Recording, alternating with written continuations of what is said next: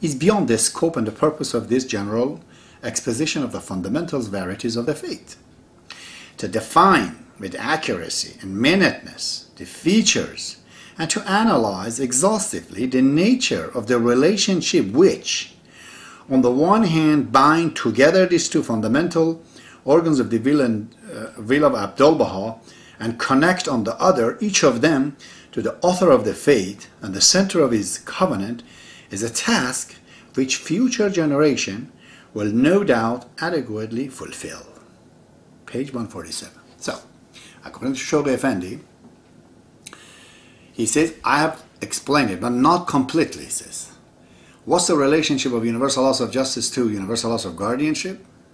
What is the relationship of each one of these institutions to Baha'u'llah and to Abdul-Baha is something that the future generation have to tell us. Right now we don't know what it is. Oh God. So, this is the future generation of the interpreters, because he says fully to describe in their entirety. I can't interpret, he says, all of it for you. Future generation. Universal House of Justice is not allowed to interpret. As a Baha'i, you can find out. I have quotations here, but Universal House of Justice says we can't. It's the light and right of guidance. Baha'is are not allowed to interpret. So who remains to interpret? 5 elders. Or the guardians.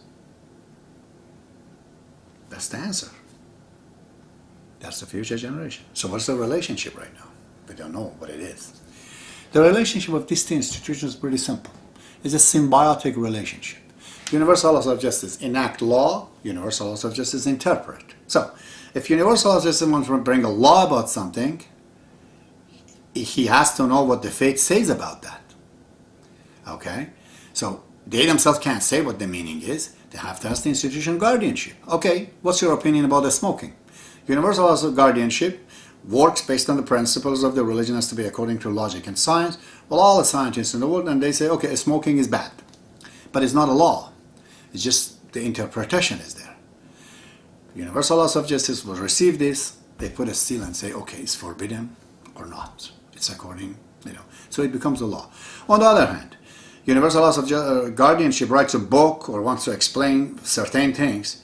Baha'is, they cannot follow it because in the Baha'i faith there's only one boss. Always one, never two.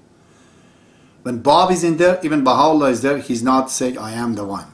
As soon as Bab dies, Baha'u'llah becomes the boss. When Baha'u'llah is there, Abdul-Baha has no authority. As soon as Baha'u'llah is ascended, Abdul-Baha comes into power. Abdul-Baha is there, Shoghi Effendi can't do nothing. When Abdul-Baha is gone, Shoghi Effendi is into power. When Shoghi Effendi is there, Universal House of Justice is not in power. Because he is the boss and the chief of the Universal House of Justice. He has to go for the Universal House of Justice to be the authority. These two cannot live symbiotically together. Because Shoghi Effendi is an infallible guardian. He's the boss of the Universal House of Justice. He can tell them where to go. He can veto everything. That's what it is. So he has to go for Universal House of Justice to come in place. We cannot have a divine guardian as the guardian and Universal House of Justice to obey him. It says that all the member of Universal House of Justice has to obey guardian. So what's the point? Then there's no authority if you have to obey guardian. That guardian has to go for you to exist. Now, so this is the situation that one goes after another and they're coming. Same as right now, the Universal House of Guardianship, that's in there. So, their relationship is symbiotic. One has to go. What is the relationship of Universal House of Justice to Baha'u'llah? Very simple. His relationship follows, basically, imitates, continues the power of the legislation, divine legislations of Baha'u'llah. They can bring and say things, bring the laws that Baha'u'llah purposely did not reveal because it wasn't the time for it. So, they are acting like Baha'u'llah to us because they're infallible. But individually they're not called prophet of God or revealer or anything like that. Abdul-Baha says, do not tell them that they are not, essentially they're not sinless. They can commit sin individually. So what's the relationship of Universal House of Justice to Universal House of Guardianship to the Abdul-Baha? Again, it's very simple. Individually, they cannot be called interpreter or guardian, but as an elected body, when work together, they're the center of interpretation, which means they can interpret within the interpretations of Shoghi Effendi and Abdul Bab, because they are infallible, those interpreters. But they can continue over and above what is being interpreted. So when you look at it, we have the answer. Nobody else is giving the answer. This is the question 7 and 8. There's more questions. Ooh. Okay.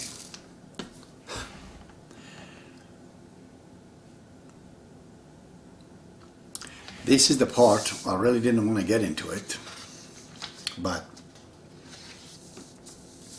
let me tell you what has happened.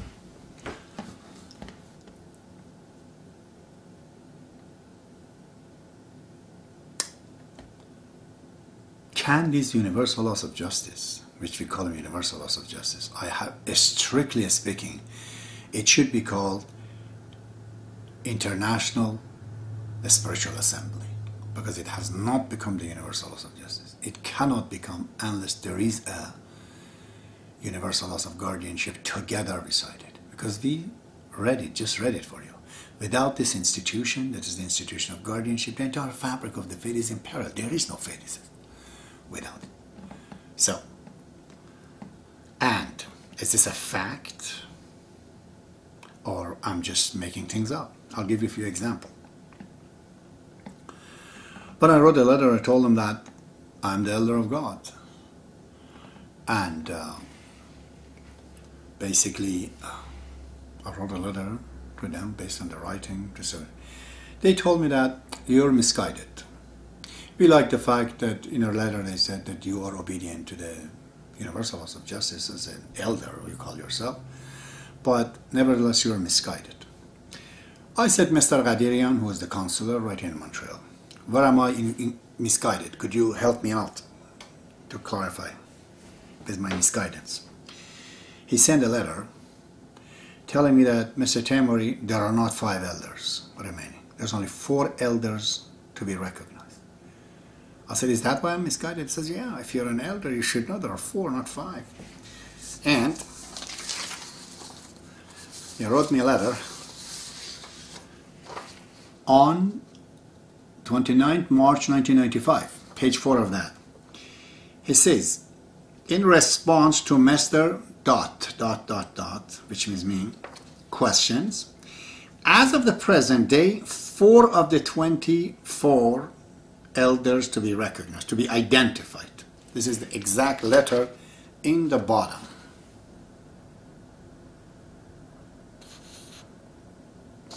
So, he said, yeah, there are 4 elders. I told him, no, I'm sorry, there are 5. He said, well, now you're disputing. I said, no, I'm not.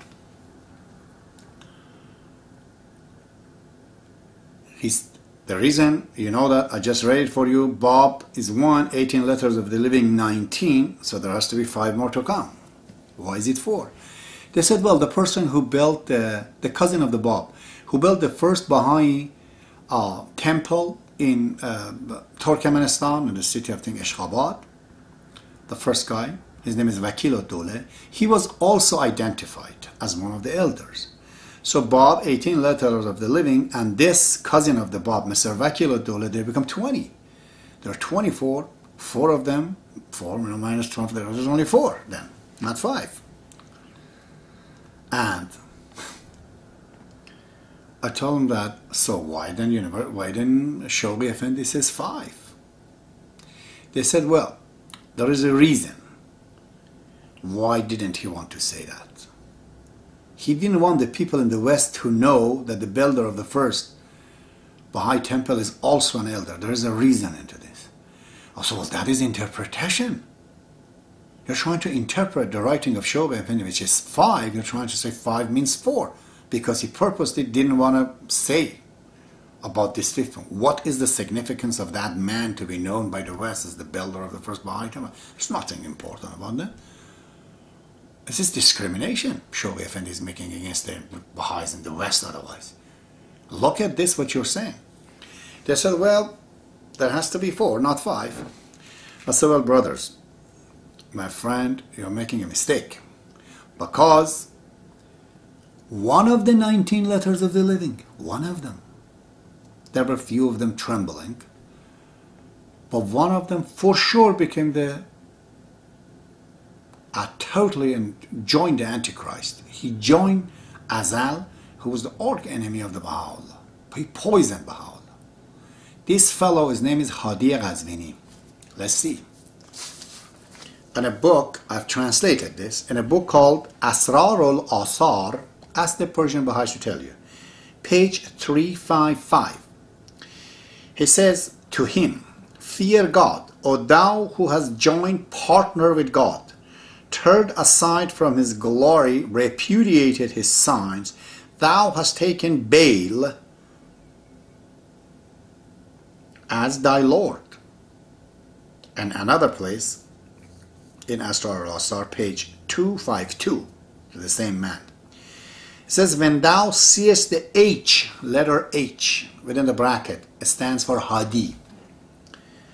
When thou seest the H, say unto him, O thou, the H of the hell, thou hast disported thyself on the primal point, which is the Bab, cries from your deed. O thou who dost associates a partner with God and doubtest. Baha'u'llah calls him an infidel. He says, where is this? I said, well, in this book called Asrar al-Asar, written in fact with one of the hands of the cause, Mr. Fazil Mazandarani. I told him, there you go. This guy was excommunicated, cast off by Baha'u'llah as an enemy, never mind a Baha'i. So one went out and Abdul Baha brought a new one. When you put it together, still there's 5. And Adib Taherzadeh, one of the former members of the Universal House of Justice, I have a lot of respect for him. Do not make a mistake here. I'm not against characters, God forbid. All the Baha'is, including him, they're trying their best they can. It's just our ideas and opinions have to clash. The clashes should not be between characters, the clashes of the opinion. Then the truth sparkles up. But I vehemently disagree with him. He said, oh, Mr. Temur on the phone to me, many of these guys are gone. I told him, like who? He said, many of these letters of the living, they're gone. So, but bring me document. You're talking to me, mister. Bring document. So there's only one that has gone. There were the other 2 that they were afraid. One of them was doubting himself as an elder, but he believed in Baha'u'llah and the Bab, and he wrote a letter. Baha'u'llah says, that's fine if you don't believe in yourself, and it's hard for you to understand why Bab called you letters of the living. He didn't know that Shoghi said they could be infinitely inferior. That's it. But he remained to be a Babi. Another one who faltered, didn't falter, it was one of the secretary, scriber of the Bab. This fellow also joined the enemies and married their daughter, but he always, even in the book written, he remained as a Babi, and whenever he would find people around, he would talk to them about the faith. He never denied it, or he didn't join the enemy. But this particular guy, Hadi Ghazvini, was a seriously heavy-duty enemy. So Baha'u'llah cast him out. Therefore, he's gone, a new one is coming. I said, so is this why you think I'm misguided?